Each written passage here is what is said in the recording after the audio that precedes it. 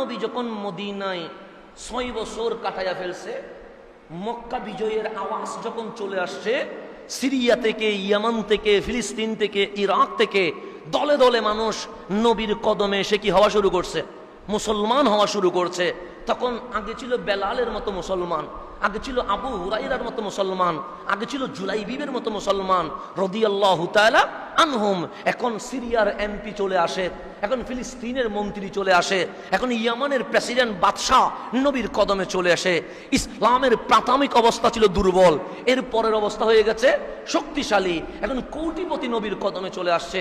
সবাই ডাক দিলেন, ইয়া রাসূলুল্লাহ, উম্মতের জন্য কি করেন নাই? তাইফের মধ্যে রক্তে লাল হয়ে গেছেন, উম্মতের জন্য কি করেন নাই?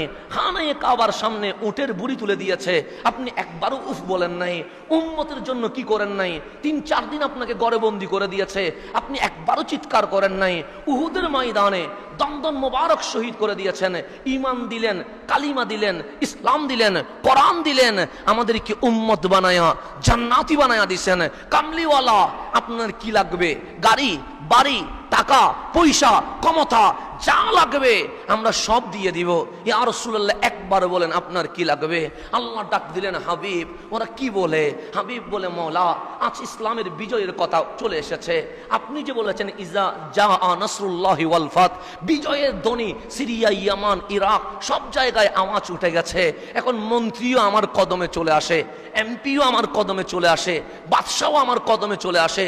তাদের তো অনেক সম্পদ, শিল্পপতি, তারা আমাকে কিছু দিতে চায়, গাড়ি দিতে চায়, বাড়ি দিতে চায়, বাংলো দিতে চায়, টাকা দিতে চায়, সম্পদ দিতে চায়। তো আমি কি বলবো? তখন আল্লাহ বললেন, ইন্না আ'তাইনা কাল কাউসার, যারে আমি কাউসারের মালিক বানাই দিছি, উনি দুনিয়ার মানুষ থেকে কি নিবে? কুল, হাবিব বলেন, লা আসআলুকুম আলাইহি আজরা, তোমাকে যে ইসলাম দিলাম, কোরআন দিলাম, ঈমান দিলাম, বিনিময়ে 1 পয়সাও আমারে দেওয়া লাগবে না। কেন?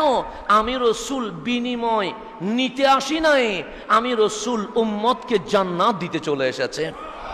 তোমরা আমারে কি দিবা? টাকাও দিও না, পয়সাও দিও না, গাড়িও দিও না, বাড়িও দিও না। তবে হাবিব বলেন, ইল্লাল মাওয়াদ্দাতা ফিল কুরবা, আমি তোমাদের মাঝে আমার আহলে বাইত, আমার বংশধর রেখে যাচ্ছি। আমার নবীর পরিবারকে যদি সম্মান করো, তাজিম করো, মুহাব্বত করো, আমি নবী তোমাদের উপর খুশি হয়ে যাব।